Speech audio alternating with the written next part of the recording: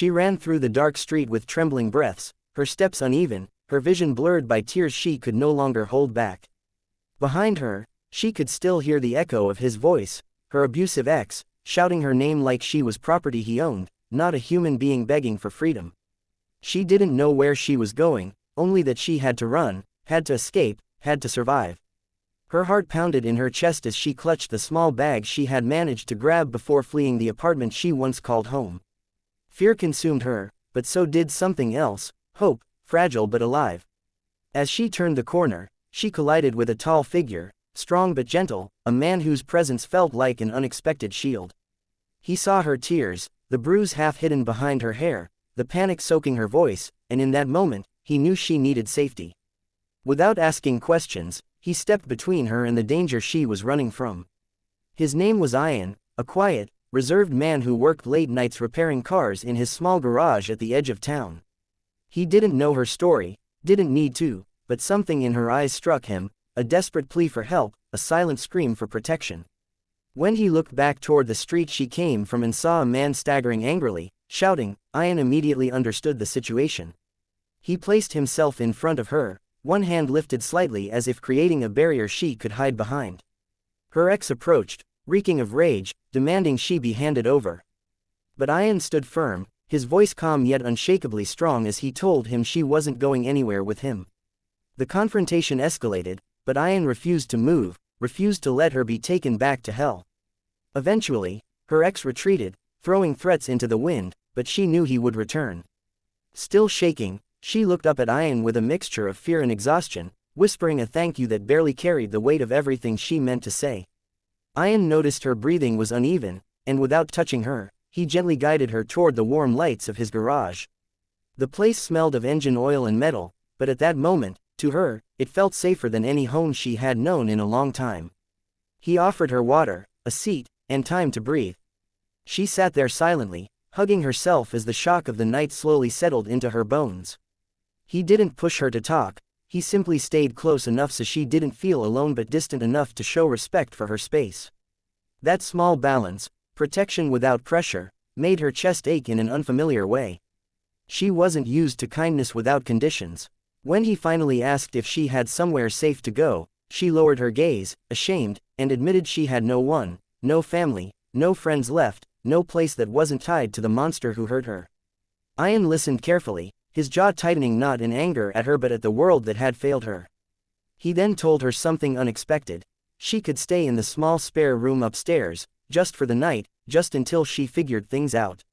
She blinked at him, confused but touched by the sincerity he carried so effortlessly.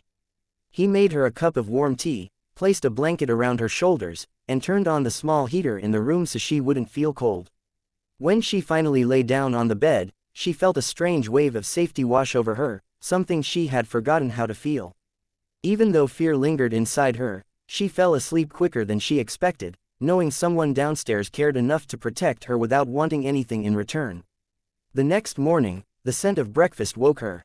She walked downstairs timidly, expecting awkwardness or pity, but instead, she found Ian humming softly while frying eggs. He greeted her with a gentle smile, one that didn't ask questions or demand explanations. For the first time in years, she felt seen, not as a burden, not as an object, but as a person. As they sat to eat, she found herself trembling again, not from fear but from the overwhelming contrast between the cruelty she escaped and the kindness she found here.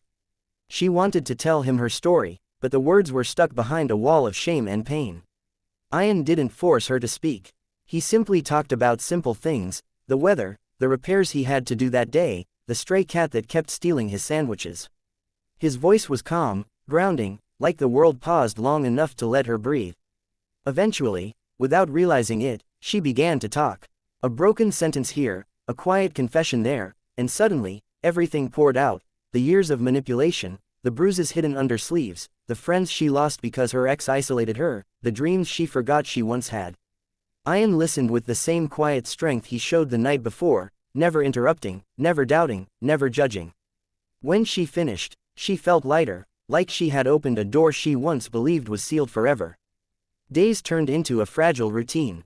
She helped around the garage, sweeping floors, organizing tools, wiping windows.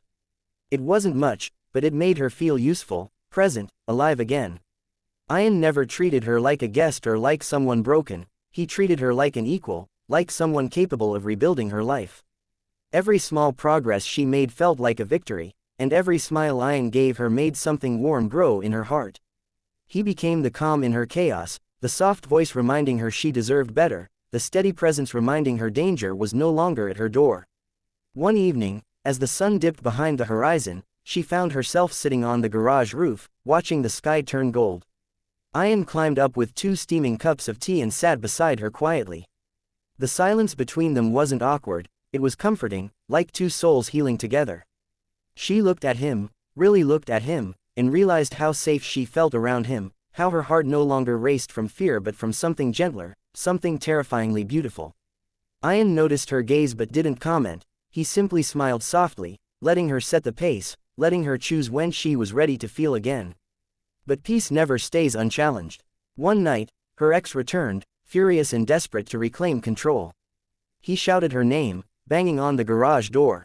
Her heart froze, memories flooding back like a tidal wave. She backed away, trembling, but Ayan stepped forward with a protective fire in his eyes she had never seen before. He told her to stay inside while he confronted the man outside. Ayan didn't yell, didn't lose control, he simply stood his ground with a strength that made even her ex hesitate. When her ex tried to push past him, Ayan pushed him back firmly, telling him she was not property, not his victim anymore, and that if he didn't leave, the police would be involved immediately. The confrontation dragged on, but eventually, her ex realized he was powerless. Ayan wasn't intimidated, wasn't scared, and wasn't alone. Neighbors had stepped outside too, watching, ready to support. Her ex spat threats before storming off into the darkness, but this time, she didn't feel fear lingering in the air. She felt freedom. When Ayan came back inside, she broke down, not because she was scared, but because she had never seen anyone fight for her with such sincerity. He held her, not tightly, not claiming, just present, steady, warm, and whispered that she was safe now. That night, she cried for hours, releasing the years of pain she carried alone. When the tears finally stopped, she felt something in her heart shift, something heavy finally lifting. She looked at Ayan with grateful eyes, and he looked back with a softness that made her chest tighten. He wasn't saving her because he pitied her, he was helping her because he cared, deeply, genuinely. And she realized she cared too, more than she expected, more than she thought she could after all she had endured. The next morning felt different. The air felt lighter, the garage brighter.